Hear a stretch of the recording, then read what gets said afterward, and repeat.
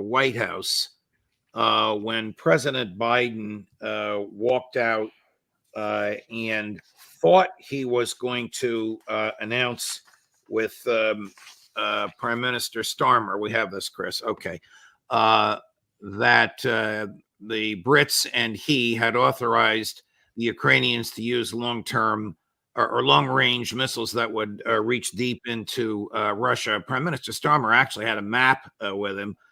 But before Joe Biden walked out, somebody spoke to him, probably somebody from the Defense Department, and said, "We can't do this." Here's Joe at one of his worst moments. Quiet till I speak, okay? That's what I say. Good idea? What do you say to Vladimir Putin's threat of war, sir? It's a serious threat. You got to be quiet. I'm going to make a statement here, okay? All right. Anyway, Mr. Prime Minister, welcome. Welcome back to the White House. Often said, there's no issue of global consequence where the United States and Great Britain can't work together and haven't worked together. And we're going to discuss some of these things right now. First, Ukraine. Well, of course they can work together. Britain is America's poodle. Okay. Do you think Biden came to his senses, or do you think the Defense Department said, listen to what Putin just said? The man is serious, Mr. President.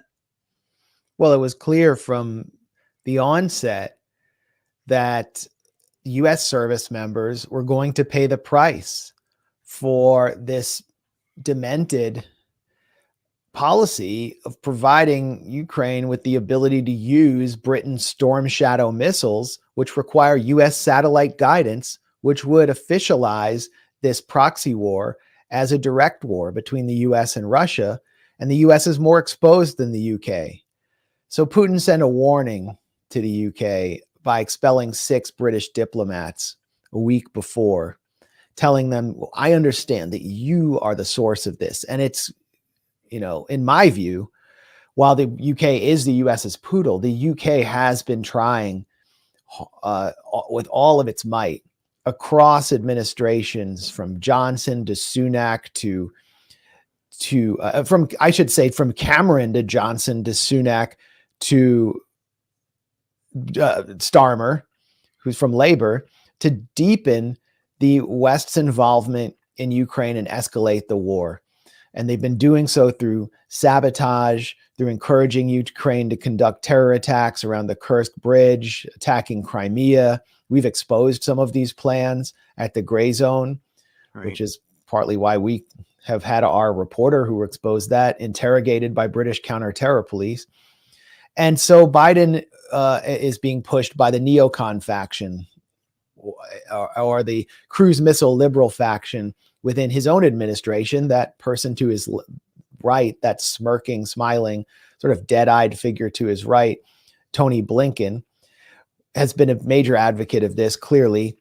I assume Jake Sullivan as well. And then the Joint Chiefs and the Pentagon sit Biden down and tell him, we are exposed. We can be hit at various bases, including in Iraq, where Putin could conceivably assist the popular mobilization units, including in and around Yemen, around the Red Sea, where Putin could provide hypersonic missiles to the Yemeni Houthis, including in Syria, where the United States occupies 1/3 of the country, around the Kanoko oil fields to steal Syria's oil, and where the U.S. soldiers and their Kurdish proxies have been confronted by local Arab tribes that are seeking to winkle them out and have received training from Damascus. Damascus and Russia have a great relationship. So there are so many areas where Putin could actually extract a price for what the U.S. would aim to do. And what would actually take place if there were Storm Shadow strikes? Now, there aren't that many Storm Shadow missiles in production. It wouldn't be some constant assault. That there aren't enough missiles to really wage a constant assault with HIMARS systems. But Jake Auchincloss, who is a young former Marine and liberal member of Congress from a deep blue district that was previously held by Joseph P. Kennedy III, Auchincloss claims to be the cousin of a Kennedy.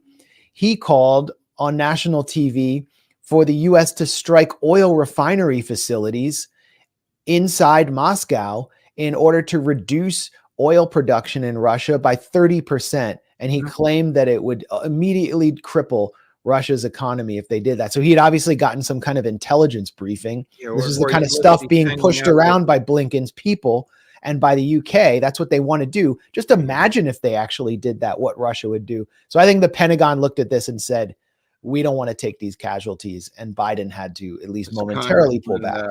Auchincloss must be hanging out with Senator Graham or in a contest with him for the most extreme, irrational, counterproductive, and deadly suggestions. Let's transition, Max. What is your take on Netanyahu's latest act of genocide